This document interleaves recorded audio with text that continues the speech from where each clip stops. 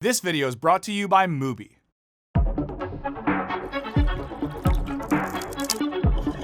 What's up, Wisecrack? Michael here. If you kept up with all the great films of 2019, you might have noticed a recurring theme. The have versus the have-nots, the rich versus the poor, the fat cats versus the malnourished cats?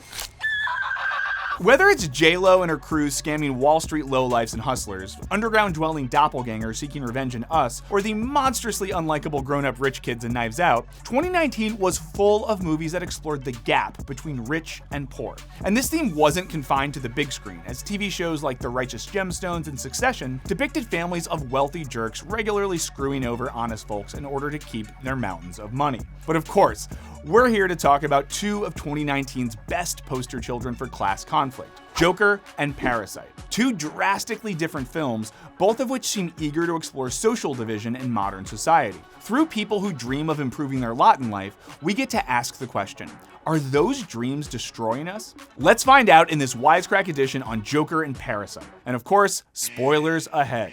But before we get into that, I want to give a shout out to Mubi. Mubi is a curated streaming service showing exceptional films from around the globe. Every day, Mubi premieres a new film. Whether it's a timeless classic or a cult favorite, a movie you've been dying to see or one you've never heard of before, there is always something new to discover. With Mubi, each and every film is hand-selected. It's like your own personal film festival, streaming anytime, anywhere. If you love Joker or Parasite, then I recommend you check out Yuzo Kawashima's film Suzaki Paradise, Red Light District. It's about a couple living in Tokyo's red light district after World War II and looks into the struggles of the lower class at the time. Kawashima is one of the great post-war Japanese filmmakers, but he's surprisingly unknown outside Japan. Over the next few months, Mubi will exclusively present many of his newly restored films, most of which have never screened outside Japan.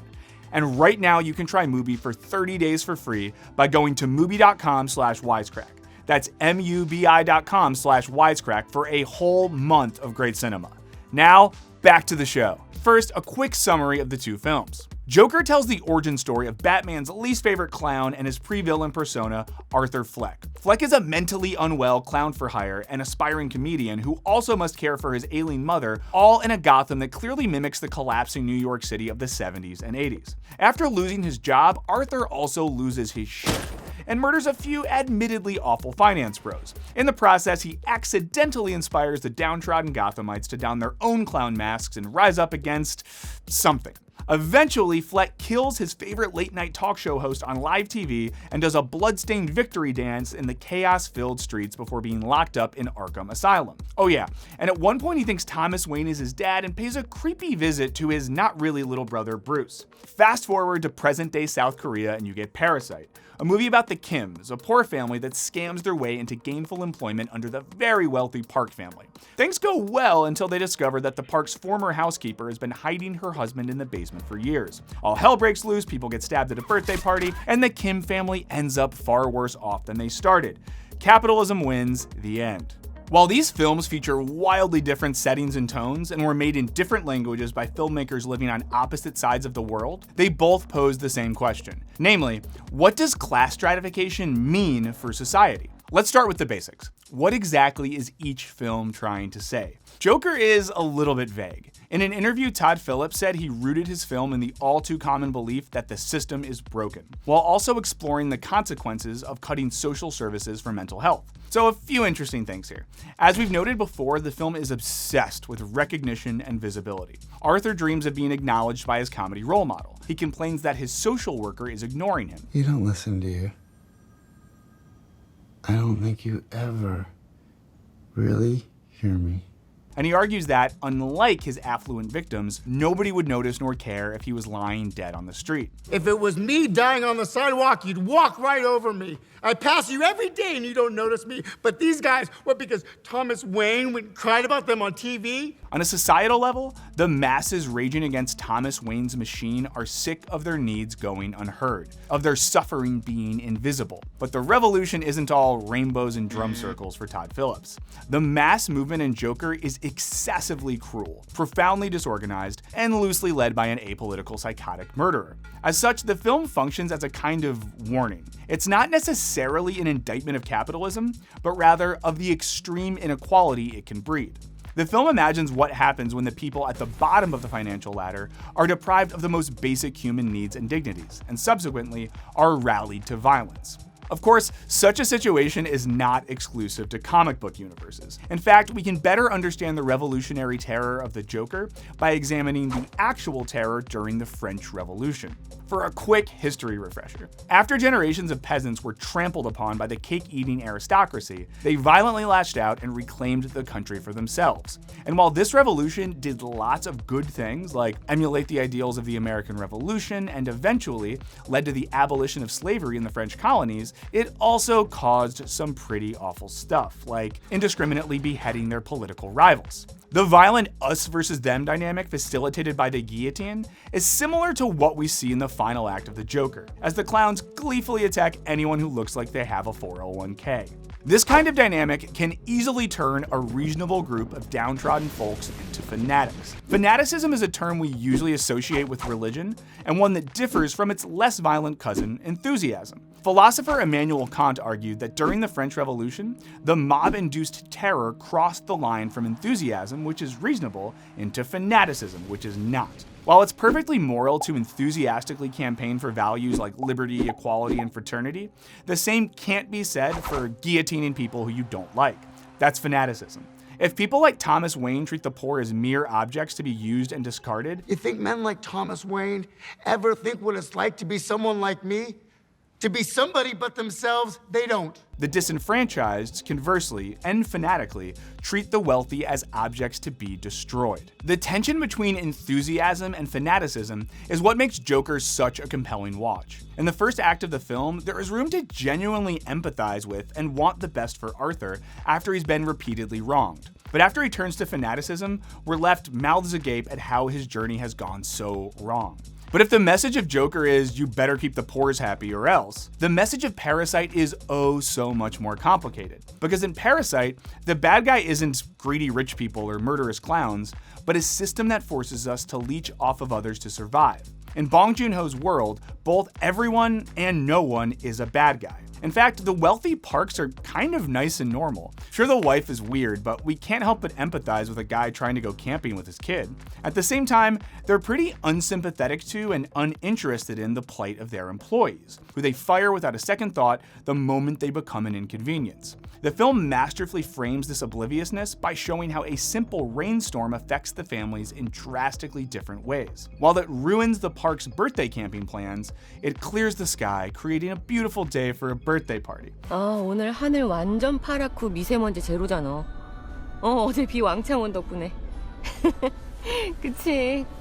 그 덕에 캠핑 나가리, 가든 파티 콜. This is juxtaposed with the Kim's experience of the same storm, which turns their toilet into a home-ruining geyser of literal shit. There is an amazing ambiguity in the film's title. Are the Parks parasitically living off the labor of the working class, your traditional Marxist argument? Or are the Kims parasitically living off the plenty of their wealthy employers? Or, obviously, both. Unlike the Joker, which imagines terroristic revolution as a reaction to the callous cruelty of people like Thomas Wayne, those of us who have made something of our lives will always look at those who haven't as nothing but clowns.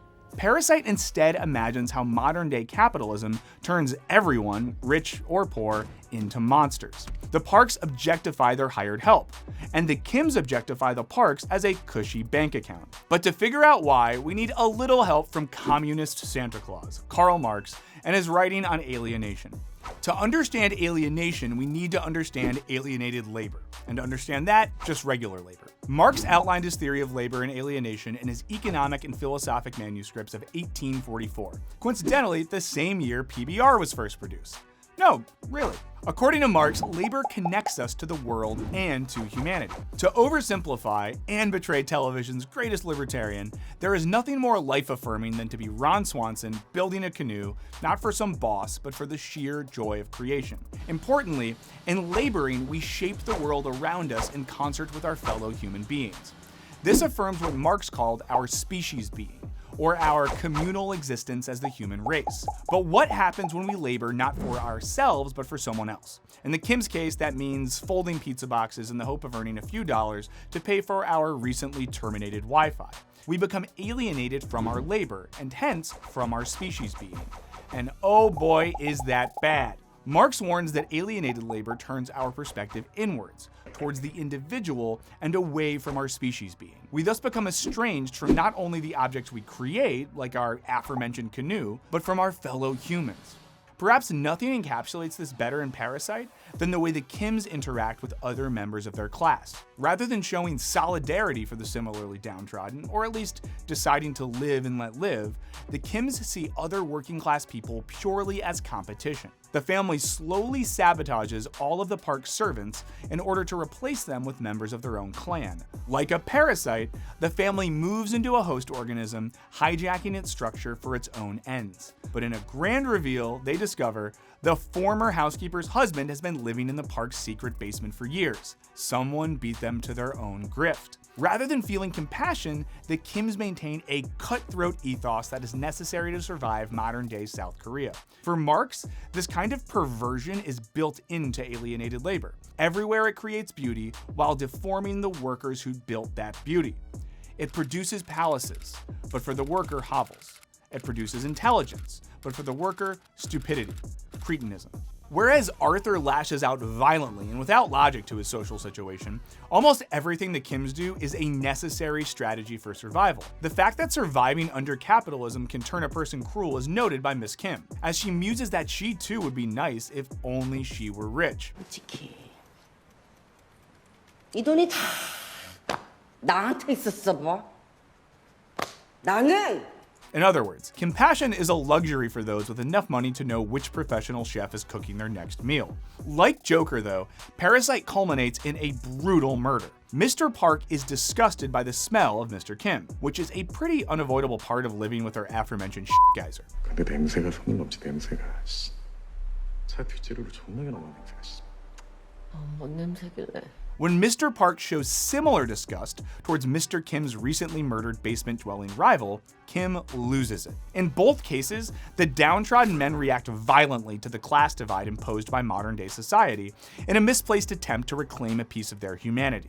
Now, some of this alienation is explored by Joker, but in a much more general way. Sure, Gotham's economy has produced a palace for the Waynes and a hovel for Arthur, and sure, there's the sense that the working class has been estranged from the benefits of the world they have labored to build. It's also worth noting the very intentional scene where we see a bunch of caviar-eating rich people blissfully enjoying Charlie Chaplin's Modern Times, a film about the alienating and dehumanizing nature of early 20th century factory work. But let's talk about perhaps one of the biggest differences between the films. Joker shows the calamity that ensues when the dream of upward mobility is no longer believed in by the masses. Parasite shows the calamity that ensues from believing in it. The two films really parallel each other here. The Kims are gifted a scholar's rock, an item that, according to the film, is supposed to bring prosperity to its owner. They dream of escaping their basement, of attaining the kind of wealth the Parks have. But the symbol of wealth becomes a cursed object, used to bash in Ki-woo's skull. Even after his dreams backfire,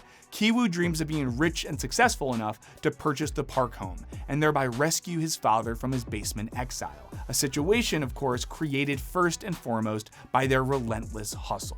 There is no mystical rock in Joker, but there are plenty of bad jokes. That's because Arthur daydreams not necessarily of becoming rich, but of becoming a successful comedian. But Arthur's burden is his inability to be recognized, to be taken seriously. For the clowns he inspires, their burden is their poverty.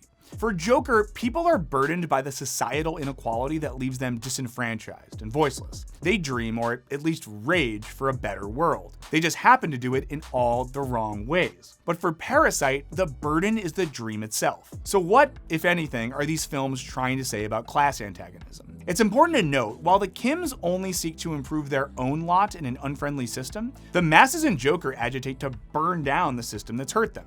It seems like Phillips is providing more of a warning than a model for change. Phillips is basically cautioning us about the anarchy and violence that could hypothetically come if people desperately gravitate towards violent, radical movements. With Parasite, Bong Joon-ho seems to be saying something a bit more nuanced about the world we live in. As the violence in this film doesn't exist as some anarchic or terrifying exception to the system, rather it's a direct function of the system itself. There are no inherent heroes or villains in capitalism, or in this film. There are just two different types of people shaped by their own positions in society. And this is what makes the conclusion of the film so sad. The Kim's son dreams of reuniting his family by getting rich. But as the audience, we know that he has about as good of a chance transcending his social class as Arthur does of landing an HBO special. So what do you think, Wisecrack? Is it better to start a revolution or scam a nice rich family? Let us know in the comments. Thanks to our amazing patrons for supporting this channel and our podcast. Hit the subscribe button. The only thing you have to lose is your chains. Thank you for watching, guys. Peace.